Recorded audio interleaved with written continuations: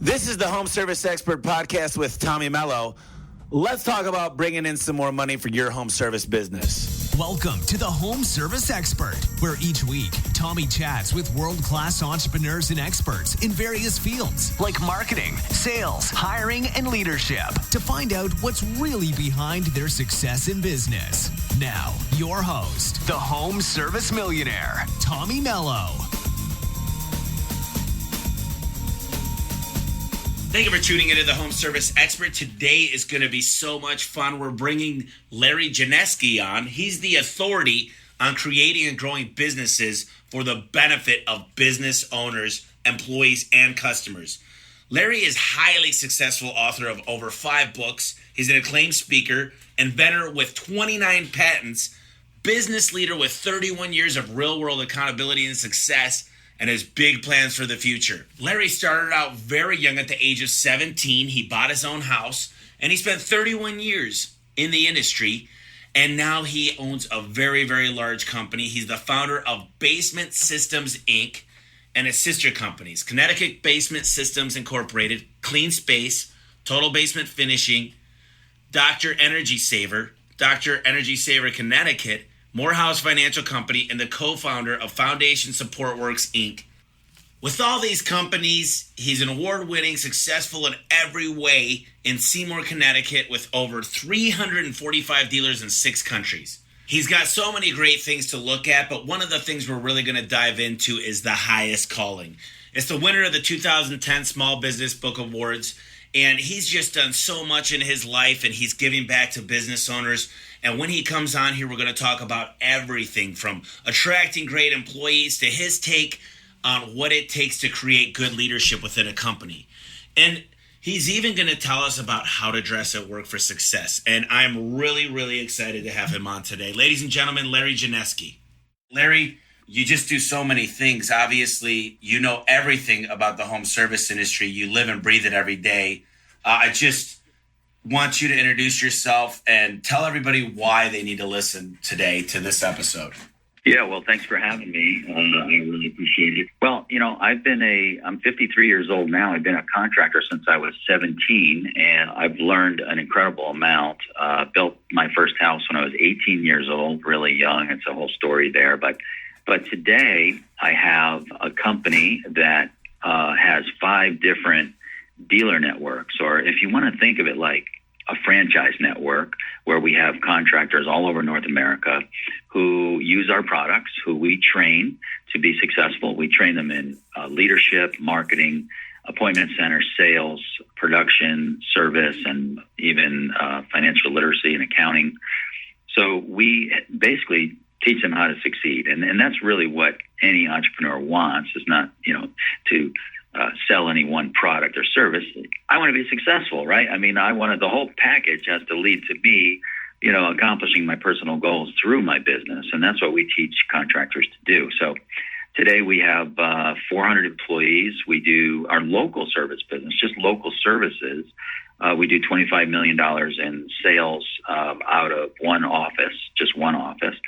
We do $130 million in sales in total. We have an internet marketing agency within our business. We have something I'm really excited about, which is the School of Entrepreneurship. We have an online program that we teach contractors how to be better leaders, and very excited about that. And, basically I've done it. I've lived it and I continue to live it. You continue to send those 60 trucks out on the road every single day, and you've got to have processes and systems and, know what you're doing to get other people to get the results that you want with your customers. And if you make mistakes, you're not going to be able to scale your business because you're just, multiplying your mistakes. So I've learned a lot, and I've been teaching other contractors since 1990 how to get the same result. Well, I mean, that's a lot, incredible amount of money. And the fact is, there's no way you could have done that without systems. And you mentioned to me earlier, you had some trials early on and you overcame them. And like I said, to be able to talk to someone like you and just get the perspective of what it's like to be successful, because I think everybody listening today wants to know how to get there and not make the same mistakes. And, the thing is, I made a lot of mistakes and I learned from them. And that's why I'm so excited about this, is to talk to somebody who is much bigger than I am and find out a lot more about you. You know, you mentioned your number one goal is to improve the lives of millions of business owners, their employees, their customers, and humanity in general. How did you come up with that realization, and when did you come up with that, and how did you come up with the passion behind that? Well, I'm a big fan of business. You know, if you go to a third world country, you know, a country where there's a lot of poverty, you look around and one thing you don't see is businesses, right? There's no place for people to work, right? And there's no places that provide the, you know, products and services that people need to increase their standard of living and solve problems for, you know, humanity in general. And so, you know, I believe in capitalism. You know, I believe in businesses make the world go round, you know, and so my job is to help entrepreneurs succeed. And the only way that a business owner can succeed, despite stories you hear on, you know, in the news, is to help other people, right? That your employees have to win first. And, you know, some people say customer first, but I say, no, it's got to be employee first, team first, because without a team of experience, you know, employees who know what they're doing, have the right attitude, the right tools and skills, and are empowered to make the customer happy, you're not going to have happy customers. So employees have to win. After that, customers have to win. And when those two parties win, then the stakeholders can win, you know, whether it be shareholders, the owner, the leader, you know. But until those two parties win, there's no winning for the entrepreneur, right? So I wrote a book in 2009, and actually it's won Best Business Book of 2010 in 3 different places. It's called The Highest Calling. And it's available on Amazon, and the audio version of this book came out incredible. In The Highest Calling, I say that when you create a successful business, you improve the lives of hundreds, thousands, or even millions of people. There is no higher calling. And I really believe that. You know, your business is a vehicle for you to make the world a better place. Now, you can make a mess too if you do it wrong for you and everyone else. But if you get it right, you can use it to make the world a better place. So that's what, you know, that idea is about. So it's a big, you know, you went into a few things there. Number one is you talk a lot about employees, and I'm a big fan. You got to have the right team, and you need a process to get employees. And one of the biggest things that I find from small companies, just whether they've been doing this 10 years, they say, I just don't trust anybody to do it. And they ask me, you know, I have right now 154 employees just within the garage door company. Explain to me, because it's probably the most important thing is people. And tell me how you were able to get great people, because there's no way you could be as big as you are now without the great people. Talk to the entrepreneurs out there with 1, 2, 3-man shop. You got your kids working for you. You know, you don't trust people. Tell me a little bit about how you've been able to do this and scale and get the right people. So I'm going to take a tack on this question that you know people probably don't expect, and I'm going to start by saying that my fundamental, you know, belief that I teach in the School of Entrepreneurship and in my Think Daily blog and so forth is, from the invisible comes the visible. Okay, from nothing comes something. And so the root of all the results that you get, you look around, open your eyes and look around you, whether you're at work, home, the root of all those results, relationships, your finances, your health, is how you think, right? And what your beliefs are, what your self-concept is, your self-image. And if you have a problem there, you're going to have a problem with hiring, and you're going to say, man, what's wrong with it? I can't find good people around here. Well, it's because, you know, you're not the kind of person that other people want to work for, okay? So you need to get you straight first. And so when you talk about hiring people, attracting and hiring and keeping people and getting them to perform at the top of their performance ranges, the first thing you got to do is look in the mirror. First thing you got to do is say, why would a superstar or a great employee who, you know, because great employees know they're great employees. They have, you know, a choice of where to work. I could work here, I could work there. And why would they bet their career and the future of their family on me? You know, why would they look at me as a leader and say, you know what, I think I'm safe here for, you know, I'm going to camp out. I'm going to commit. This is what I'm going to be for the rest of my life. I'm not thinking about working anywhere else. This is not just a stepping stone job or a job for a paycheck until I get a better one. I feel that this company, this place, and this leader is going to lead us to the promised land, that tomorrow is going to be better than today for me, that there's growth, that this guy's not going to, make a big mistake and throw it all away, or that he has a grander vision for the future and he's working toward it. He has a plan. We all know what the plan is. And, so if you're not the kind of person that anyone would want to commit to, if you're treating your employees like, yeah, you do this and I'll give you this paycheck, well, no wonder you're having a problem, right? So you got to have a bigger vision. You got to say, I'm building something here for tomorrow. I'm going to create opportunity for others along the way. I'm going to bring them with me. And I'm going to be credible.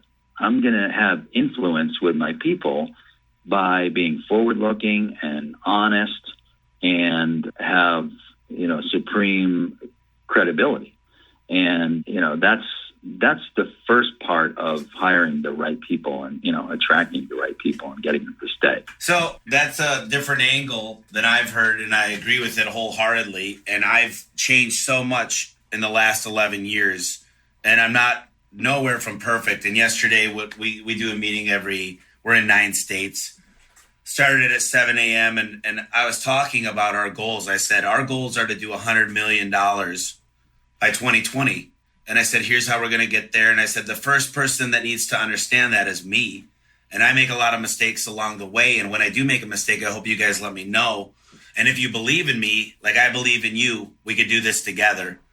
And I think you're absolutely right. You got to have some foresight. You have to know where you're going. And I write it on my mirror. I don't write it on my hand. But, I try to remind myself every day where we're going, how we're going to get there, KPIs, processes, and the people. And I'm a huge fan of processes. You've talked, since we've been talking a lot about processes. And do you believe that once you do have that, you have the leadership, which we'll talk about your new school in a little bit. But once you are that person, explain to me a little bit about the process, because you've done it and we're looking to you to tell us how it's done. So tell me about the process that you do to hire in the home service industry, what that looks like. Okay, so we have a program called Hire within our School of Entrepreneurship, and we have a process that goes something like this. The first thing we do is identify what are the qualities of the ideal candidate. What are we looking for? You got to identify that ahead of time, because if you don't, you're going to have, somebody comes in and interviews well, and you're going to be seduced into hiring somebody who, you think or thought, right or wrong, was good, but maybe doesn't match exactly what you're looking for this position. So you got to write down, what are the qualities of this person? Would they be friendly? Would they be outgoing? Would they be analytical? Would they be ambitious? Would they have great communication skills? Would they love to be on the phone all day long, every day? Would they, like to work independently, or, what is it? So you write all those things down and you say, man, this is what we need. And the second thing you do is you start getting candidates, right? So there's all these websites that you can use to, collect resumes and get people who are interested. Then you got to screen, and you got to screen through a variety of different steps. And this isn't, new. This isn't, rocket science here, but you've got to be disciplined about your screening process. And one of the highest value things that an owner could do is hire the right people. There's no question. I mean, you got to live with these people. They're gonna be your company. You got to work with them every hour of every single day. And if you get the right people, then for your culture, for your team, for your goals, what you're trying to do, then your life is going to be a lot easier. So one of the highest value things that a leader could do is get the right people. However, you don't want to spend all your time recruiting. I mean, recruiting could be very time consuming if you're involved in doing job postings and getting all the resumes and screening resumes. So you want to divide the duties amongst some of your other key people that can do this. And you want to be involved, toward the end on second and third interviews and group interviews to, make sure that you select the right one. So in order to divide and conquer, we have a thing called a recruiting card. And what we do is we list all the people for all the resumes that we got on there. And it's kind of like college sports, bracketing. You start out with all these teams, and then you narrow it down. And, these ones made the next cut, these ones made the next cut, these ones made the next cut. You wind up with fewer and fewer people that you've got to interview or do second interviews on. So the first thing you do is a resume screening. You look for things that, okay, this is no good, this is no good, this is not what we're looking for. And then you give them a call and you do a phone screening. And the phone screening, you whittle some more down. Then you give them homework. And you say, well, answer these few questions. If you can answer by email, we'd appreciate that. And you have them do a little essay. Or even write it in their own handwriting. Okay, then you if handwriting is important and written communication skills is important, and send it to me. And you see who really wants the job, right? Who's serious? If they don't do their homework, well then okay, you're out. And then you go to first interviews, and you can have other people do first interviews if you want. Depends how big a company you are and how much you want to divide this process. And then you have a list of pre-printed questions that you ask on phone interviews and first interviews and second interviews, because you want to ask everybody the same question. Because when you ask everybody the same questions, then you'll get to understand what is a good answer, what's a bad answer, right? You yourself as the interviewer will understand, what the difference is and how people think, how they think differently, and how they, their communication skills and their ambitions and desires and talents and so forth. And then, you get down to a group interview and to make sure, have other people sit in with you, make sure you're not missing anything. Sometimes, wow, I like my cousin from California. I met him 4 times and I really like him. This guy reminds me of him. So you have a bias toward this candidate or somebody else won't, and they're seeing something you don't see. So you do group interviews. Women are very intuitive. So I would have women in on interviewing too, to see if you're not missing something. And then you just keep whittling it down that way until you never say yes until it's either no or hell yeah. There's no, well, okay, you'll do, and that's our process. So 2 things, and I know that I dive into this stuff because this is stuff that I want to learn more about. Number 1 is I feel like a lot of times, we fill a void. We have to hire somebody. We take the lowest hanging fruit. They come in. You're like, you'll do. Tell me why we end up in that trap, and also why we got these bad apples, but their sales are number 1 in the company. And tell me why it's so important to get them out, because I've done it. I fired our top performers, and it's hard. But I want everybody to really understand from a perspective of someone who does well over $100 million in a year, why we fill these voids and why it's so hard to get rid of top performers that really bring everybody else down. Well, okay, there's a couple different questions there. But the first one, if you're hiring to solve a problem, if you're hiring to fight a fire, to, put a patch on something, hey, we can't cover these leads, or, we had somebody quit last minute and we got to hire quick. Hiring quick, you're always going to make a mistake. So what you got to do is you got to have a virtual bench of superstars that you'd like to have work for you, and you keep in touch with them. And, maybe the timing's not right because all the good people are working already. Hello. All the good people are working. The ones that are unemployed are the employees that, in a large measure, other employers didn't want, right? So you want to hire from a bank of people that are already employed, and you want to steal them away from other employers. And that's why I said you got to be the kind of company with the kind of leadership and the kind of vision and the kind of facility. And if you're just starting out, you better be good at vision casting because that's all you got. But, you got to be able to lure them away from other companies to your company. Fortunately, there's a lot of good people working at companies that don't have a vision, that don't treat their employees well, that don't, recognize their people, that are stuck, that don't have a plan and are on cruise control, that, people can see that and say, I got to, make a change. So, you're always hiring. You say, I am always hiring. If I need 4 salespeople and I have 4, I'm still hiring. I'm always hiring. I'll hire the 5th one and I'll, train them, and then I'll get rid of the bottom one. I'll look for the 5th one in advance. I'll hire the 5th one, and lo and behold, my marketing's working better. And I need 5 anyway, So I'm not waiting to the last minute. The other thing is that I think leaders don't put enough value in hiring. They say, oh yeah, this is something I got to do. It's not really my job, but I got to get this done. I just got to, okay, you'll do. And, they don't have the right attitude going in. As far as, getting rid of somebody who doesn't fit in the culture, no matter how well they perform, yeah, that's important because, if you got somebody that's not cooperating with your vision and, it's you're losing credibility as a leader because you put up with this guy, you're trying to work with everyone else, and this guy's fighting over here, and he's a top performer, and everyone else, he's undermining your leadership ability. That's not good. Always look in the mirror first. Say, is it me? Am I missing something? But if you can look at it objectively, and that's one of the skills of a good leader, is to put his ego aside, right? Consider you may be wrong, because in business we know there really is only one business problem. That's you. As the leader, as the owner, you're the problem, right? You're responsible for everything. Therefore, if there's a problem in your business, you created it or allowed it to happen, and you are actually the problem. But so you want to make sure that to set things right, you got to see things right. I mean, that's a big thing. I say that all the time. To set things right, we have to see things right. Are we seeing it right? Do we have all the information? Is the information biased or incomplete?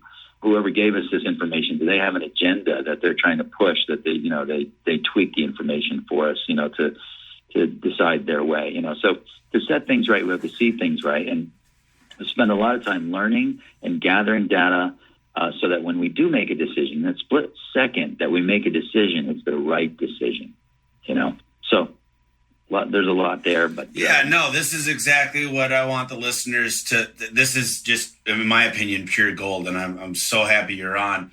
There's one other thing I get this daily, because one of the things I try to do is really listen to the people out there that are trying to build a business, and they try really, really hard to find good people. And what I say, and I want to tell you what I do, and I want to hear how I can be better. So, number one, if I see somebody at Circle K or a gas station or a restaurant or a busboy or anywhere, and I know this is kind of a cliche, but I really do this. I carry business cards in my money clip, and if I see somebody picking up a piece of trash, or they're a good human and they're smiling and they're great, I hand them a card and I say, listen, if you're ever looking for another opportunity, come see me. And I got to tell you, I've got 10 good people now by doing that. But I post on Craigslist. I post on everywhere you could think of. I got a system called iHire, and it goes out and it syndicates all over the internet. And I'm always looking. And I have a video that I send people to work for A1 that tells them all about the company, the values, and what they're going to get themselves into.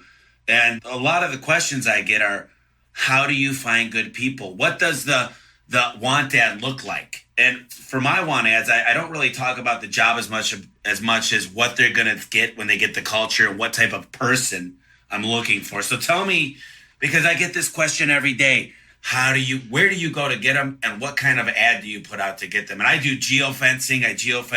I basically all the warehouses that we go to buy parts from, I geofence there. So it pops up and says, check out A1. We're hiring and we're doing a sign-on bonus, and they could find out more about the business. I don't like to say I go out and try to steal employees, but basically, if you work for yourself or another company, there's another opportunity out there if it fits your needs. So tell me a little bit about you, Larry, and what you do to find the best. And I guess I would say steal the best, give people another opportunity to come to you, whether you're stealing them from being their own entrepreneur to come to work for you. And tell me a little bit about the ads you put out there to get them, because this is pure gold, in my opinion, and this is what everybody wants to know about.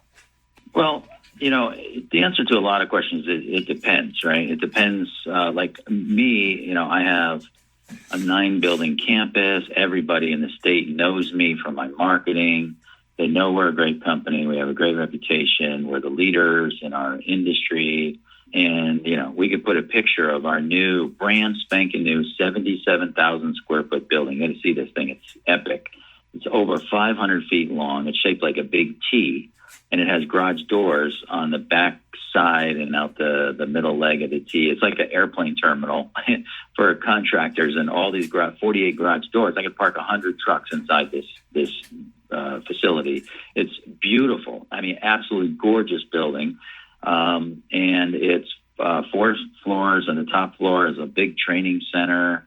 I mean, so me, I just got to say, hey, look at us, we're hiring, and I can, attract, some great people. And one of the things we did was, the state of Connecticut requires that home improvement salespeople be licensed, and that's public database.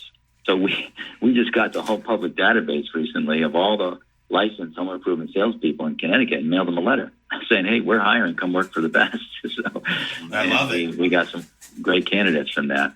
But if you're small and you're just starting, then you're going to have to cast a good vision. In other words, there's people out there that feel like they're a small part of a big company, so that would like to be a big part of a small company. So if you're looking for, key managers, production manager, sales manager, marketing manager, there's people out there that would like to, do that, to be number one at a small company in their department instead of, a cog in the wheel somewhere. And, what you said about, hire for attitude, train for skill, I believe that. I believe that. And we have lots of examples of hiring people who had never done what we wanted them to do before. And character is incredibly important. And, but that being said, sometimes for key people, you really want people with some experience, So, I couldn't really say, definitely these positions you should get experienced people, and these positions you can grow your own, right? You can take somebody who never had an opportunity at another business to shine and excel and show their talent and, show what they could do. And, you give them a chance at your company and they could shine, because that doesn't always happen. Sometimes it does, but it doesn't always happen. So you got to know, which people are which. And ambition plays a big part in it. Are they ambitious? Some people want a 9-to-5 job and they want to do an okay job and just go home and not worry about it. Other people, they're rising stars and they're, 22 years old, and we give them a chance. And I look back in my life, and when I built my first house, I wasn't qualified to build my first house, but I did it. When I started my first company, when I started, getting dealers, when I started designing products, when I started a school of entrepreneurship, whatever. Every time I did something, I wasn't qualified, right? I'd never done it before, didn't have any experience. So we can't always look for people that have experience, and we got to recognize, the abilities and ambitions. Everybody has the capacity. If we're human and we're breathing, we have the capacity to do incredible things, but some of us just don't believe in ourselves enough. I have this theory that people don't change. You, as an employer, don't ever try to save somebody. Don't say, "Oh, this person is really down their luck. They need a job. They have some kids. I need to help them out." And then that always backfires, So we don't save people, and we don't. While people do change, we can't count on it. They got to change for themselves. You can't force that's right. that. They have to be internally motivated to change, and we're not going to say, "Well, if I give you a good job, then you're going to see the light and you're going to change because you now have a good job." Sometimes that happens, but you can't count on it. So we got to go for what we actually have in front of us, not what we believe they'll do. And I'm an optimist. I traditionally have not been the greatest, guy to hire around here. That's why I have a full-time recruiter. Actually, 2 people that are just full-time recruiters, do nothing but here today. So, I believe in people. Well, I there's so many different levels, and I got to tell you, I have an amazing operations manager. He's more of a CTO than a CEO. My brother-in-law is a VP at General Electric, and he's pretty high up in the company, travels a lot. I talked to him about a lot of high-end thoughts, and he said, "Tommy, just so you understand what's going on with GE and the biggest companies in the world, as a CEO or a COO, Chief Operations Officer, is kind of going away. Now it's a CTO, because Adam focuses on our CRM and our processes through technology on a daily basis." And I know we kind of have an agenda that we set up before, but I'm going a little off topic here. But you said the key people, you need to kind of find someone with experience. And tell me a little bit about that number 2 guy in your company, the COO, the CTO. Tell me what your thoughts are on technology, because you say you've got a lot of software, you do internet marketing, and tell me how important technology is. Because there's a lot of guys out there that say, "I don't believe in websites. I got a lot of stickers. I built a reputation, but I just believe that if they don't adapt as the generation changes from the baby boomers to more of the millennials, the shoppers out there, they're gonna fail." So tell me what your thoughts are on that. Well, so if I answer the question to a contractor, to a home improvement, home service contractor, I'll give you the answer, because there's a different answer, in my business. Sure. But for a contractor, first of all, internet marketing is the most important type of marketing in the world forever and ever, into the foreseeable future. And you better have a good handle on it. You better have a great offense on the internet, because your competitor that does is going to, be sending, 3 times the trucks out on the road every day. And you're wondering, where the hell is he getting all these leads? How's he doing it? And, have a complete blind spot as to where all his leads are coming from, because you never see them. So internet marketing is critical, and it's not so easy anymore. Internet marketing is complicated. There's so many dimensions and ways you can, make mistakes and so forth. So, you got to know what you're doing. We offer a service through our Treehouse Internet Group to do internet marketing for the contractors that come to us, and we're really good at it. We started doing it 13, 14 years ago, and it's grown to 80 people. I have 80 people in-house, and there's all different specialists that do different things on the internet. And we have this incredible system where a local contractor can put in tons of content into his own site without being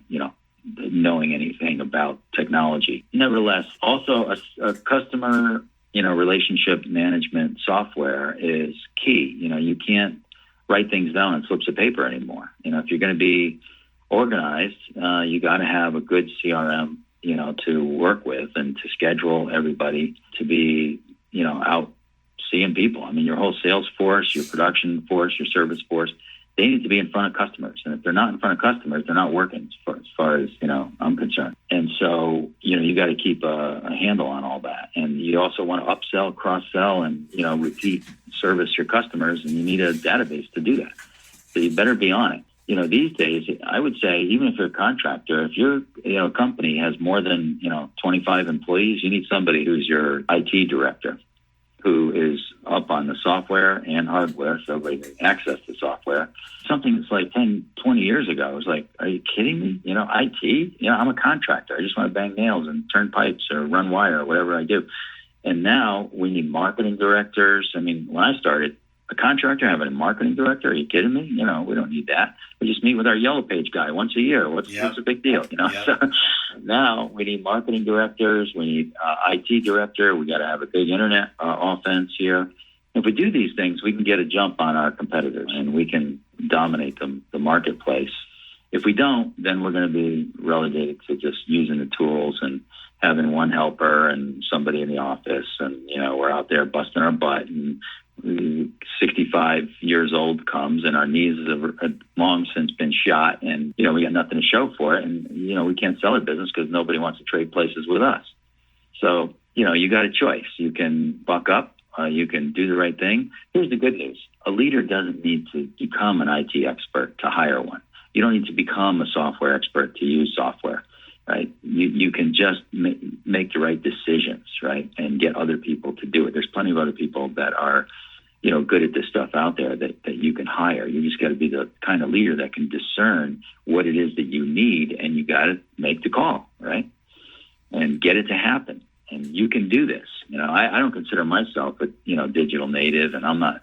Whenever I have problems with software, I just call somebody. I just walk in the next room and I say, hey, Josh, help me out with this, or hey, Christy, help me out with this, and they got it, So I don't need, as a leader, I don't need to bog my mind down, with all this stuff if I've got people. But I was smart enough to hire those right people, to make it all happen for my company. Yeah, that's what I tell people. One of my best strengths is recognizing my weaknesses. And people say, I'm gonna work on my weaknesses. I'm gonna work on my weaknesses. I say, no. Listen, I got a master's degree. I took accounting, finance. I hate accounting. I got the best CPA. I got the best controller in the world in my eyes. And I understand financial statements because it's important for an owner to be able to read a balance sheet and a net income and an income statement and net cash flow and all that stuff. So I know what I'm looking at, but I hire the people for my weaknesses. And I think that's so very important. And real quick, Larry, I had my CRM. We're one of the top performing companies, and we're with a company called Service Titan, and they sent a crew of 4 guys out to interview some of the employees in management. And I was in an interview, and they asked me, they said, tell me a little bit about what you had before for a CRM. And I said, this is my 5th CRM. And basically, we talk about it a lot. Customer relationship management system. It does your invoicing. It does your scheduling. It does your phone calls are incorporated in it. It keeps track of my advertising. I have over 1,000 call tracking numbers. But I said, when I got with Service Titan, it changed me as a person and an owner and a leader. And they said, how so? I said, now I feel like I could take on the world because I have every single KPI out there, key performance indicators that tell me how my business is doing. And they said, well, like what? I said, why do marketing if you don't know how it's doing? I ABC test everything, even Valpak. I run a different ad in every zone. They said, tell me a little bit more about that. I said, we try 20 different Facebook ads to figure out what we got to get on an ROI. Then I look at my call percentage booking rate. And then I could tell CSRs who's doing good, who's doing bad, and I get training. And then I go from there and I say, who's the best technician? And how do I rate a technician?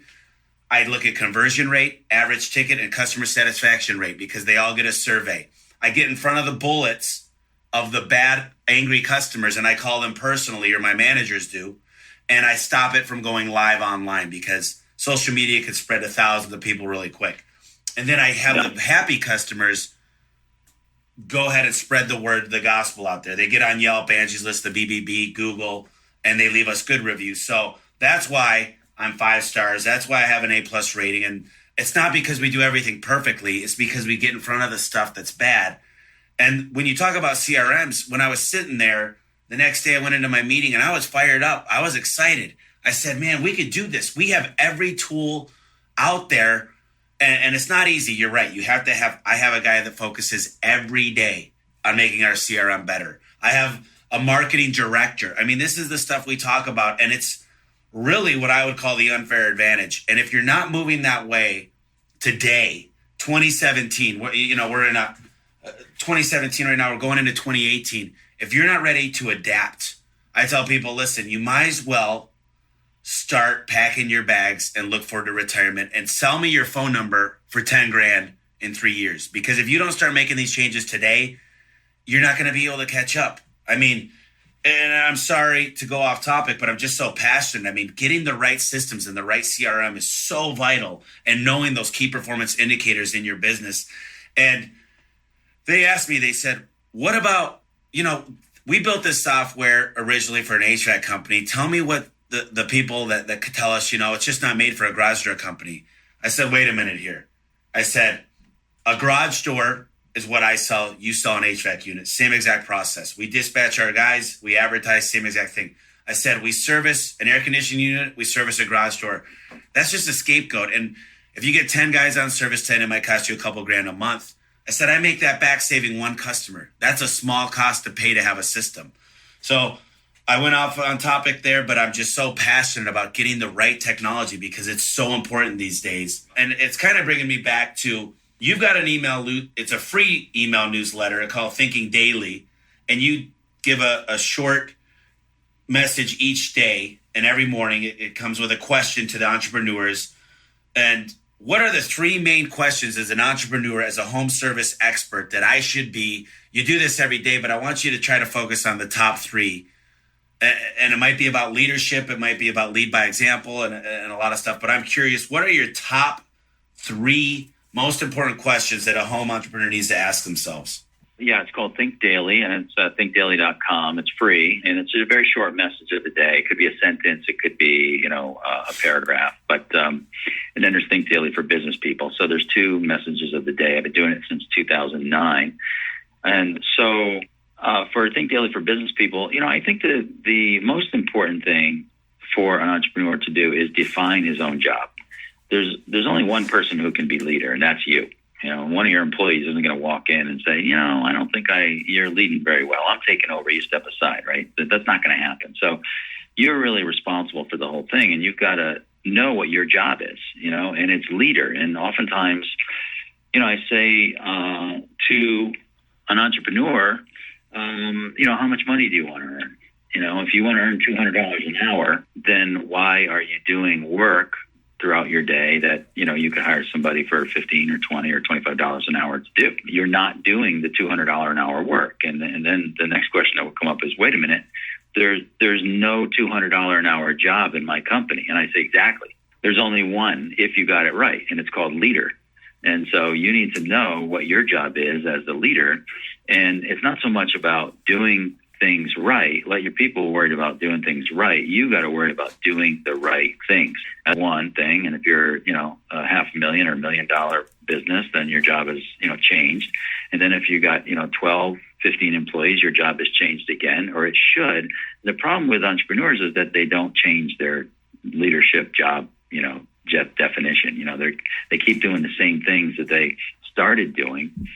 And in the beginning, our winning strategy is work hard, work longer. We say, I'm going to gut this thing out. I'm going to do what I got to do to work harder, outwork any competitor. I'll do anything to make this, company succeed. And yeah, when we're one of 3 employees and we're, working 85 hours a week, we can make a difference by doing 2 people's jobs, right? But our winning strategy becomes our losing strategy as we grow to 15 and 20 people, because now we're just focused on working harder, working longer, doing the same things we've always done, just trying to do more of them and compensate by multitasking and trying to be hyper efficient. It just leaves us being burnt out. What we got to do is change our job. And it's an incremental process. You're one of 3, you're one of 4, you're one of 5, you're one of 10, you're one of 12. It's an incremental process, but our job needs to become, as soon as possible, to be team builder, right? To get the right people, to train them, to motivate them, to get them operating at the top of their performance ranges, get them doing the right things and doing them right. And that's our job, not to do the work anymore, right? We keep doing the work and, we're not getting the results and we wonder why, because we own a job instead of owning a company. So that would be, the very number one thing. And there's a lot of dimensions to that, and changing somebody's thinking, to try to get them to see that what their new job is, the job that they refuse to do so far. You got to be willing to create something that you haven't created yet. I wrote a whole chapter in my book, The Home Service Millionaire, about delegation. And people are afraid to delegate. And my number one thing, Adam, my number 2, he's amazing. He's my basically partner in this. And he has to put up with me all the time. And I say, dude, I want you to walk around for 1 straight week. And he did this. He took a notebook out 2 years ago. I said, I want you to write down every time you get interrupted, and I want you to write down every task you do.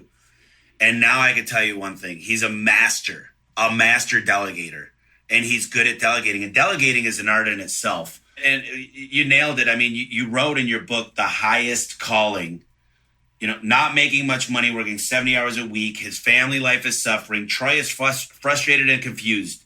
And I was that guy. Literally, my relationship suffered. I worked so hard in my business. I took the phone calls. I ran the calls. I'd open up the shop. I do the hiring, the firing. I pay all the bills.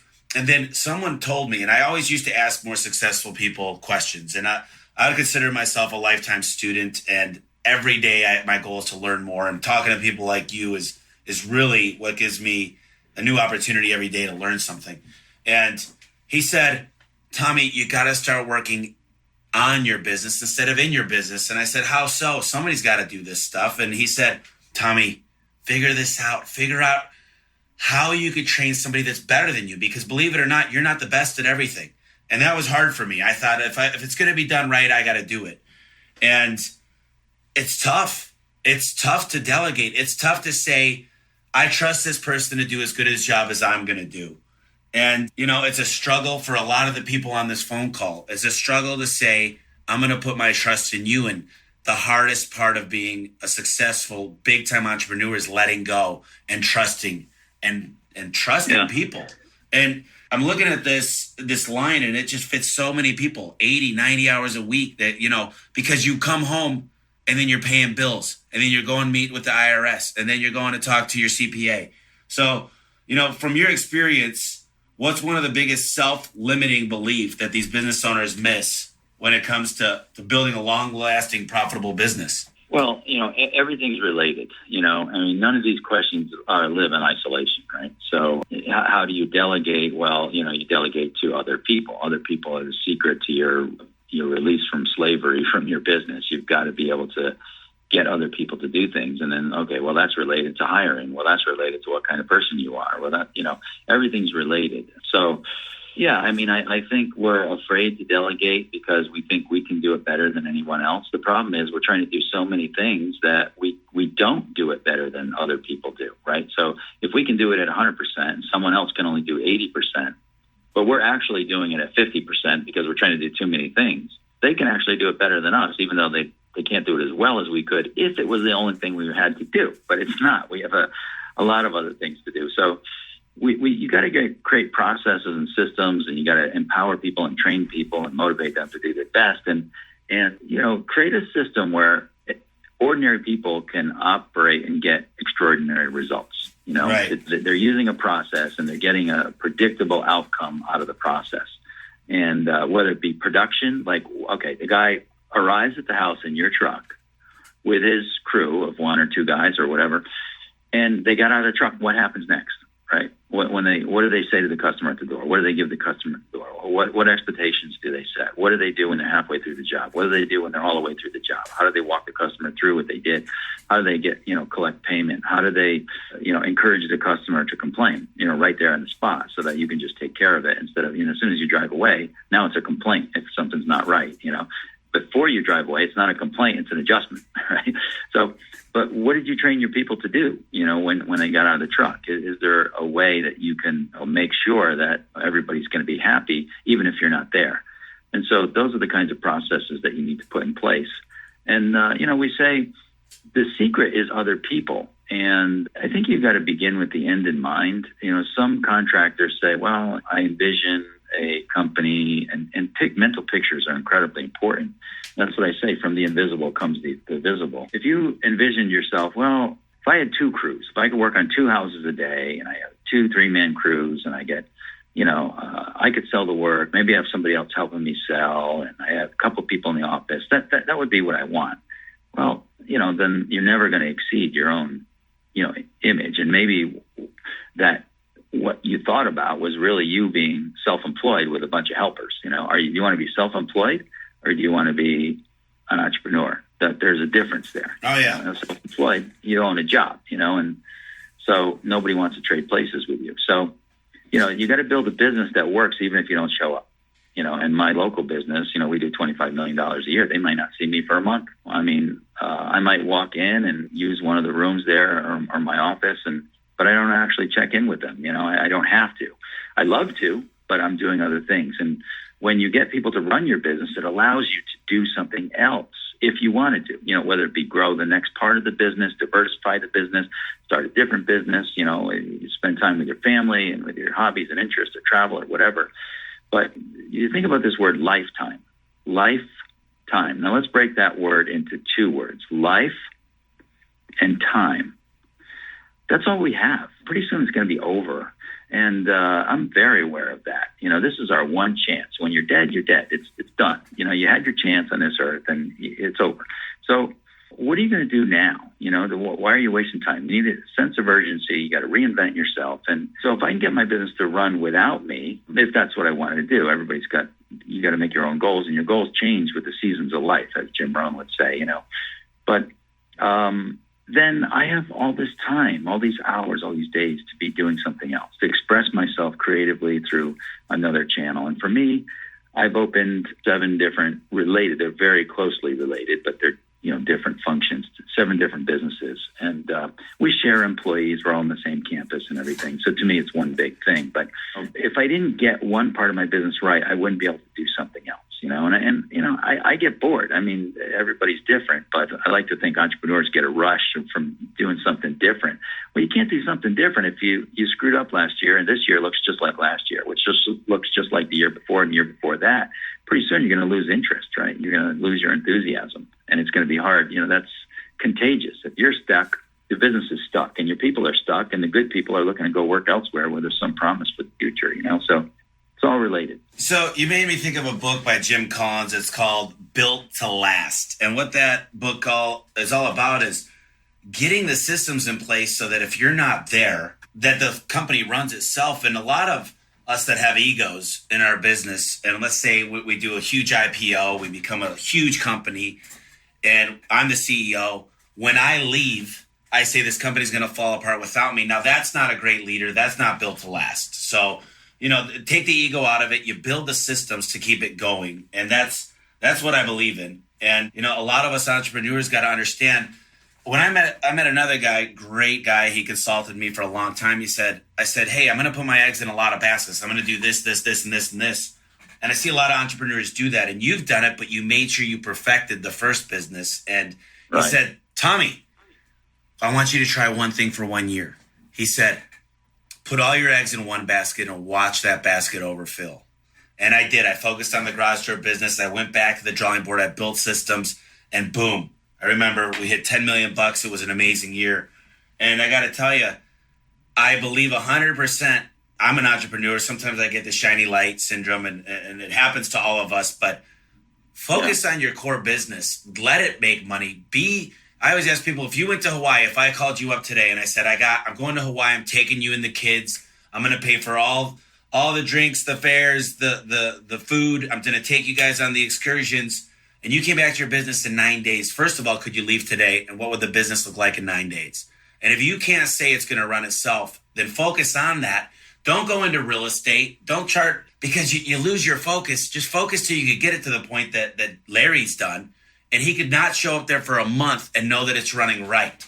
So I always say that. I always say you can't get the time back. Listen, we have money, but you can never get back time. So stay focused. Work hard today for tomorrow. And that leads me to the next question. And this is a great one, because if Larry had to do it all over again, you're 18 years old, you're building your first house. Tell me about the first systems you would put into place and how you would do it if you had to start over again. What do we need to know as just going into business, or if we're out there thinking about going into business for ourselves? You've got to learn from other people. You'll never live long enough to learn it all yourself. And I would have tried to tune in to the right, teachers, the right source of information of what I needed to know, sooner. I mean, I've been a rabid learner. I had Nightingale Conant programs, in my truck, right? And this was the 80s. We all had long hair, and we were, 80s rockers at night, kind of thing. And my friends would get in the truck, and I'd stuff the Nightingale Conant program underneath the seat, because they would say, "What's that motivational stuff you're listening to?" And I'd be like, "Man, I knew the power of it." Earl Nightingale and Brian Tracy and Zig Ziglar and all these guys. But that's why I have my School of Entrepreneurship, and so it's a complete program for home service and home improvement contractors. These are, any contractor that needs a lot of leads and got to, turn them into sales and send crews on the road. And you're selling to homeowners, right? You're not selling to governments or insurance agencies. You're selling to homeowners. And that's what it's for. And so there's flooring contractors, fencing contractors, roofing, plumbing, siding, windows, driveways, mason, all kinds of contractors like that. And this is a place where you learn how you can scale your business, right? When you learn something new, you see the world in a whole different way. And so you need to learn the right things, right? You need to hang around with the right people. And when you listen to someone, you're basically hanging around with them. They're teaching you what they know. And, I would say you need to, if I may say so, join our School of Entrepreneurship online and get yourself, an education. Because if you can get there, quote unquote, there, whatever your goals are, 10 years sooner, or maybe you can get there in 15 years instead of never, right? Or in 10 years instead of, 30 years, you are just saving yourself an incredible amount of years, right? Just by beating your head against the wall, doing it wrong, and maybe not even know you're doing it wrong. We say that an entrepreneur spends the beginning part of his career being desperately underpaid, so that if he gets it right, he can spend the latter part of his career being wildly overpaid.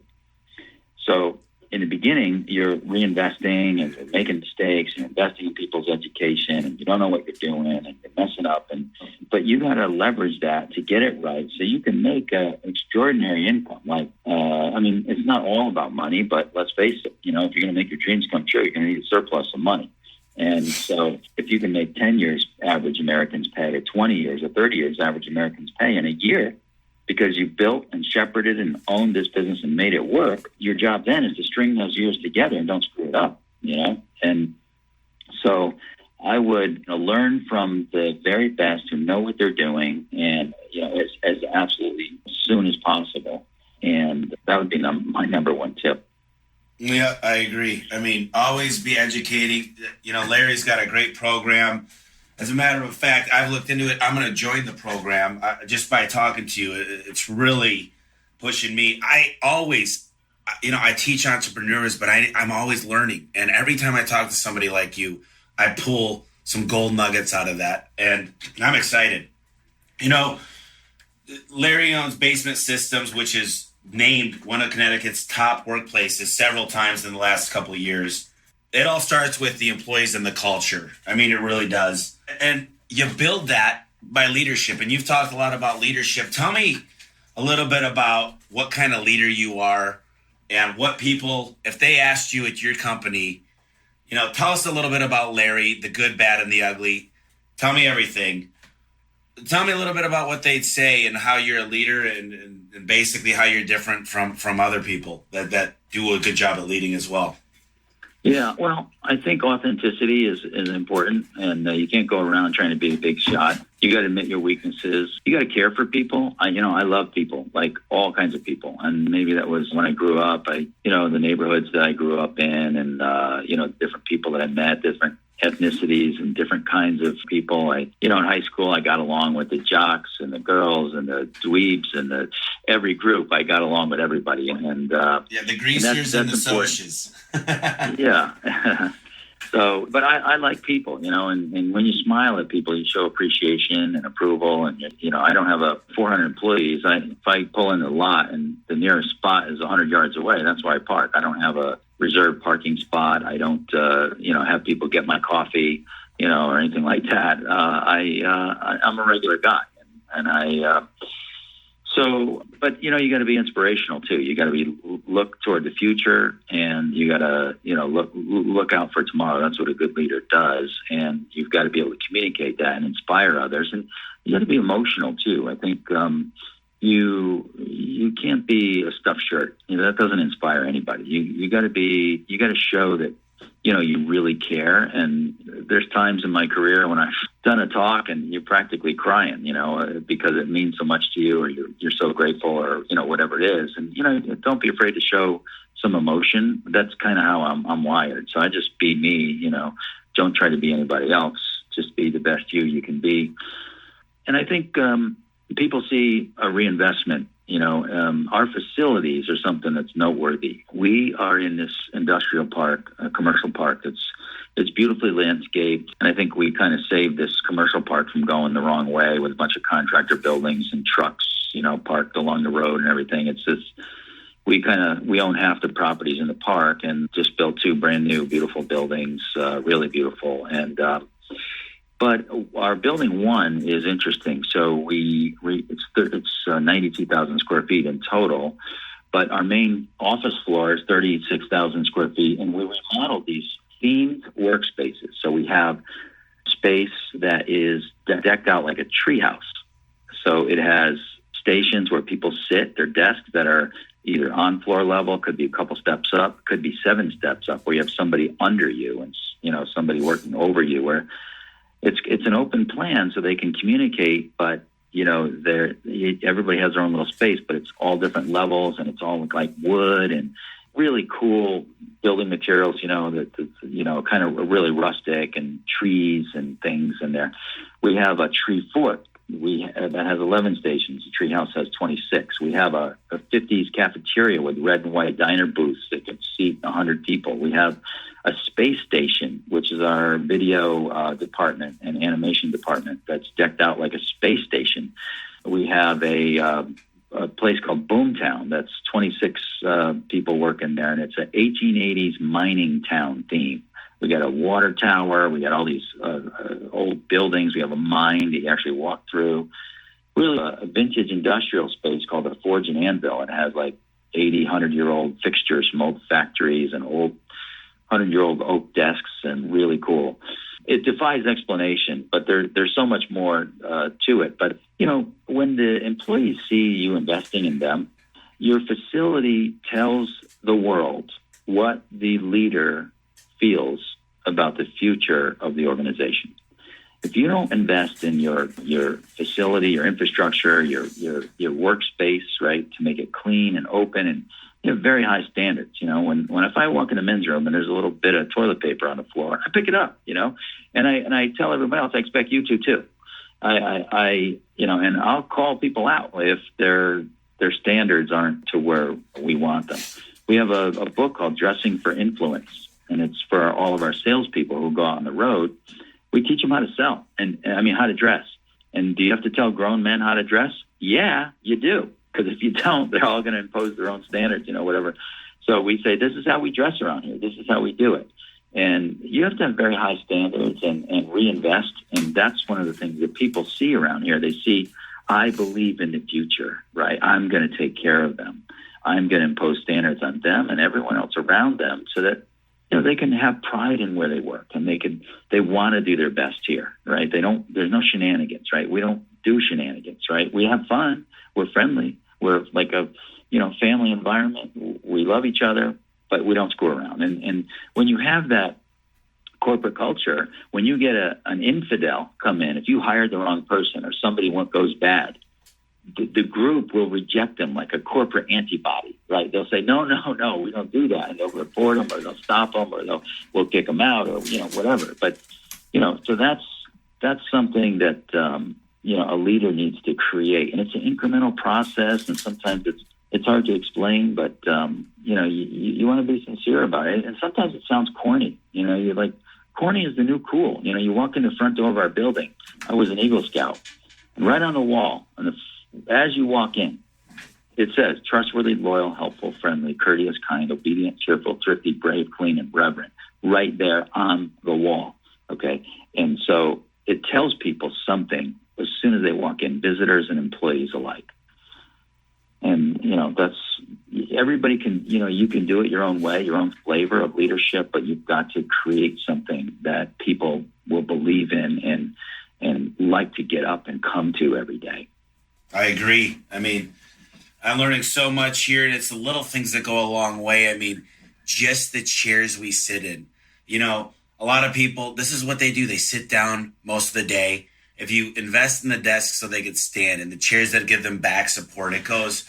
I had a gal come up to me and thank me. She almost started crying because we got these new, really nice chairs. And we invested in there. And actually, because one of the gals in my HR department asked me for one, and I said, if I'm going to buy one, I should probably buy them for everybody. Yeah. And it just goes a really, really, really long way with these people. They're so, it's the culture, and it's tough. I'm 34, and I learn every day. Just talking to you on this stuff, it just makes me think, man, I'm looking right now at my girlfriend Hillary got me this thing that says success, and it says focus, hard work, perseverance, confidence, win, commitment, knowledge, and all these different things. And it's got pictures throughout my life which created success, and it really it pushes me harder every day when I look at something like that. And you nailed it. I hope the listeners out there are just saying, you don't have to have perfect, you might not have the money to do this stuff, but set some goals. Tell the people what's going to happen, where you're going, what your vision is. And I know you might be struggling to pay your electricity bill. And right now you can't invest in this stuff, but just let the people know down the line that's the goal and that's where your head is, and you're there to help them. And if you truly have that in your head, you could get there. And I love the idea of Dress for Success. Is that a book that's available, or is that a book that's internal to you guys? No, it's called Dressing for Influence. Okay. And everybody says Dressing for Success because it was a book, 35 years ago, Dressing for Success. But it's Dressing for Influence. And I it's funny because it's a 24-page book, but I dressed up in all these different clothes, right? Dressed like a chooch from the street, dressed like a biker, dressed like, a punk rocker or whatever. I take all these personas on just by changing my clothes, and it's me, right? So it's kind of funny, because, I'm the one willing to, make the mistakes and be laughed at, to say this is how not to dress, right? And we show everything. We show belts not to wear. Don't wear your alligator belt. Don't wear your big Western belt. Don't wear a wristband and a fancy watch. Don't wear fancy rings. Don't wear a necklace. Don't button 2 buttons on a golf shirt, not just one. Don't wear a T-shirt. Wear a collared shirt. All these things, right? And this kinds of jeans are good. This kinds of jeans are not so good, right? This is why, and this kinds of shoes are good. These kinds of shoes are not good. This is why. Socks, we just go through the whole thing. So this is part of our School of Entrepreneurship, and it's just one of the many, many, many programs that we have that the contractors that are in our school can get and then deliver right to their people, right at a sales meeting, at a staff meeting, whatever. So a lot of material we have in the School of Entrepreneurship is only for the owner, to get the owner's head right and stuff you wouldn't give to your people. And then the other half is stuff that you deliver directly into your system, right? Here's how to sell. This is an incredible program of how to sell, and it includes, if it's 100 videos, it really goes in depth and detail of exactly how you do it with the customer and exactly how to handle objections and different kinds of objections, think shop and money objections. But half of the material is for you to train your people, right, to use directly with your people, whether it be the PDFs that you print out or the videos that you can show directly to your people. So, dressing for influence is just one of the many, many parts of that. Look, life is not that complicated. Listeners might be listening to this and say, oh my God, I can't get there from here. There's so much to do. I'm already 48 years old. How am I going to do all this? I'm getting tired already. Well, yeah, you're getting tired because you're doing it wrong. But look, you can't get there from where you are. That's true. It's like you can't get from New York to LA. You can't. What you can do is you can get from New York to Pennsylvania. From Pennsylvania, you can gather your, thoughts and you can get to Ohio, right? From Ohio, you can get to Indiana, and so it's like you can't get there from here. But what you can do is go to work and rally your team. You can have an all group meeting. You can talk about the future and get your vision, mission, and values straight. That's what you can do. From there, you can, impose a little bit higher standards in a few of your departments. From there, you can get a little bit more buy-in from your employees. From there, you can hire a little better employees. From there, you can, right? So you build on it every single day. And that's what you need to do. And it's an incremental process. And look, this is what I discovered, okay? I've made a lot of money, okay? And it's not, in the beginning, we think it's about the money, but in the end, you'll find, you can't take it with you, right? And yes, we want to make a great income, of course, but it's who we become in the process, right? It's this journey that we're on. Like, if you had $1 million in the bank or $10 million in the bank or, $100 million in the bank, it's not going to make you any happier, okay? It doesn't. Okay. What makes you happy is what you're actually doing and contributing to the world and how much of your own potential you feel you're using, effectively without burning yourself out and stuff. And the relationships that you make, the people that you bring with you along the way. And it sounds corny, and I'm not, I believe there's a small percentage of us in the world that make a large percentage of good things happen in the economy and in the community. But in the end, it's about relationships, and it's about your relationship with yourself, right? Can I look in the mirror and say, man, I'm doing my best, right? And I'm making a difference with people. I'm making a difference with my family. I'm making a difference with myself. I feel like forward momentum, forward motion. I feel like I'm in control of my own life. That's what really, makes the difference. So you've got to use this business that you have to do those great things, right? And to get it right. And just feeling that forward motion. I remember the first time we did, let's say $5 million in a year. We were thrilled, right? We were so happy. And, 5 years after that, if we did $5 million in a year, we'd be so bummed out, right? We're going backwards, right? Yeah. So it's not what level of success we get. It's just feeling the forward motion, right? Feeling progress. That's what makes us happy. Yeah. So, but you got to bring people with you, and you got to have friends. If you're doing business and you're making enemies, that's going to come back to bite you, and it's going to be, a weakness. You're going to have employees who are happy. Even if they leave the company, they're going to be happy with you. You're going to have customers who are happy, and a family that's happy. You can't, look, don't ever let your work get in front of your family. And I've made the mistakes, right? I was working a lot. Kids grow up so fast, and I'm not saying I have these incredible regrets or anything. I mean, I did a great job. I didn't work weekends for the last 25 years. I haven't worked weekends. But have I thought about it? Yeah. Have I made notes and studied on weekends? Yeah. But I hadn't left the house to go to work, on a weekend for 25 years. So I've done good. But, you can't ever let your business needs to be a healthy obsession, not an unhealthy obsession. And there's a difference, right? And, in Stoicism, we say, Stoic philosophy, it's anything that's outside of our control, we accept it. We just accept it. We don't let it bother us. We control the controllables, right? And the only thing you control is your own behavior and acting with virtue at all times. And you say, what can I do? How can I make things better? And I don't get upset about things that are outside of my control or things that are over. If it's in the past, why be bitter about it? Just forgive or accept and move on. Don't carry all that baggage and jealousy or envy or hate or fear or, regret. I mean, that stuff doesn't help people, and it's just going to paralyze you. So, business is, leadership development is personal development and vice versa, So we've got to be the right kind of leader. The chance of you accomplishing your goals depends on what kind of person you are. And we've got to be the right kind of person and continually become a better and better and better person. And you'll get better and better results in the world. Wow. I mean, that's some deep thoughts. I mean, it's true. And I agree wholeheartedly with every single statement. I mean, I always say progress, not perfection. I don't ever have an unobtainable goal. I shoot for the stars. If I land on the moon, we're great. But I tell my guys, listen, I don't need you to be competing with my top guy. I just want to see you do better than last week. And we got to talk about how to get there. And I think you said it's about progress. And, one of the things that people tell me a lot is passion. Do you have passion for your business? Do you have passion for people and your customers? And what if you don't have passion, if it doesn't excite you anymore, then it might not be for you. And if there's nothing wrong with, don't say you're giving up, just say you're going on to do something better. So look in the mirror, find out if you have the passion, and go from there. And Larry, if you'll allow me to down the road, I'll be in touch with you. I have a bunch more questions, but I've already kept you for a long time. And I want to talk a little bit about, number one, I want to get you back on here, but I want to talk about everything that you can provide to everybody from your daily posts, which is the Think Daily, to your program and your books and how to get more of you. So if you could just tell us, I'm going to make sure to have a link for everybody, but just go through and I want to hear every single thing that you offer and every resource. Okay.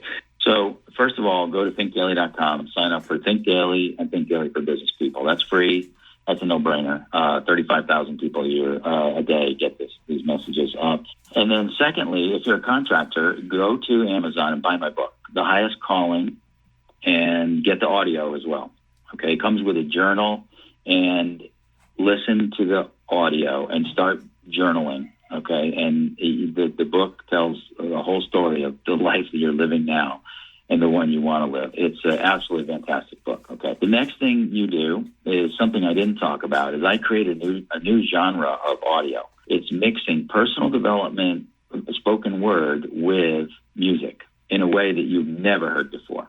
There's 2 CDs I have. One is called Masterpiece, and it's on iTunes. It probably is on Amazon as well. And then the second one, which just came out about a month ago, is called Invictus. And so Masterpiece and Invictus, get those 2 CDs. Those are, hour-long, 9-track CDs, and you will absolutely love it. And then for contractors, I just can't stress enough that you want to go to TheSOE, that's TheSOE.com, as in the School of Entrepreneurship.com, and sign up for the School of Entrepreneurship online program. It's $500 a month. That's $6,000 a year. That is nothing. Okay, nothing. You are wasting so much money and wasting marketing that doesn't work, sales leads that don't get sold right or undersold or not sold, inefficiencies in your business. And, so here's how you learn how to do it right. It's a multi-year curriculum, and you will get content every day, and you will get everything that I know. I'm not holding anything back, okay, about how to build a home improvement, home service business. We send our kids to college. I spend $40,000 a year on my daughter as she's in college right now, and, only to get indoctrinated how to be in the bottom 95%, right? We want to be in the top 5%, the top 1%, and you've already committed to your business. Why don't you spend $6,000 a year learning how to be a better leader of what you already got. So that's what I would definitely do. And the School of Entrepreneurship is a world. There's a whole world inside there that you'll have access to. How to hire, how to train salespeople, what to train them. We have the complete program. You don't have to make anything up, right? How to train managers to be expert managers. Because if you have an expert manager in all the main areas of your business, appointment center, marketing, sales, production, service, and accounting, if you have expert managers in those areas, your job is easy as a leader. So we have that whole thing is inside there. How to hire, the whole thing is inside there. And there's 100 or more different models in there. And it sounds like a lot, but look, we take you through them methodically. That's why it's a multi-year program. There's no quick fix. There's no overnight getting rich overnight, right? We've got to learn how to be the kind of person we need to be to get the results that we say that we want. And it's an evolutionary incremental process, and we recognize that. Contractors are overwhelmed. You know, they don't have enough time in a day. I'm not going to make that worse. Okay, I like to make it simpler, not more complicated. And so you can do this, and there's a money-back guarantee. If you get a year through the School of Entrepreneurship and you say, man, I didn't like it, just tell me and I'll give you money back. No problem. So we're going to have thousands of contractors in the School of Entrepreneurship, and I think it's going to be the gold standard in where a contractor learns how to be a home service, home repair contractor, because they don't teach you that anywhere else in the world in a complete program. So that's what I have to offer the world, and I'm having a great time. I'm doing what I love to do, which is build other leaders. The objective of leadership is not to build followers; it's to build more leaders, and that's what I'm doing out in the world. Now, if a contractor wants to look into our internet marketing program at a Treehouse Internet Group, just give us a call. Can I give them the phone number here? Yeah, give them the phone number. Yeah, so it's 800-541-0487, 800-541-0487, and tell them, ask for Stephanie Pellizzari, and she can tell you all about our internet marketing program. And we have a financing program for all the contractors involved with us. They can offer financing to their customers. So that's what we have. And I think the School of Entrepreneurship is really it's been 35 years in the making. I've written all the content for it, and I continue we have live classes as well, which you could join, but the online program is where you want to start. And I love what I'm doing. I love my life. It might be interesting for the listeners to know I'm a motocross fanatic, and I ride motocross, and I jump off freestyle ramps like you see on TV and stuff. I mean, I'm not as good as those guys, but with my son, he's 22 now. We entered the Baja 1000 2 years ago. It's the longest nonstop race in the world. It's down in Mexico. And there's a movie about it. It's called Into the Dust on YouTube, Into the Dust. And it's a 90-minute theater-quality documentary about our first year in the race. And I'm not going to spoil it for you. You got to go watch it. But it's an incredibly popular movie. And we're racing that race. We raced it again last year, and this will be the third time this year. So, I think when you do scary stuff, it helps you be a better leader, right? Because, sometimes things are scary, and making decisions or talking in front of a group or trying to, rally your team, and everybody at once is looking at you, and you're under the gaze and scrutiny of everybody, it can be intimidating, So by, stretching yourself in every way in your life, you can handle the leadership job.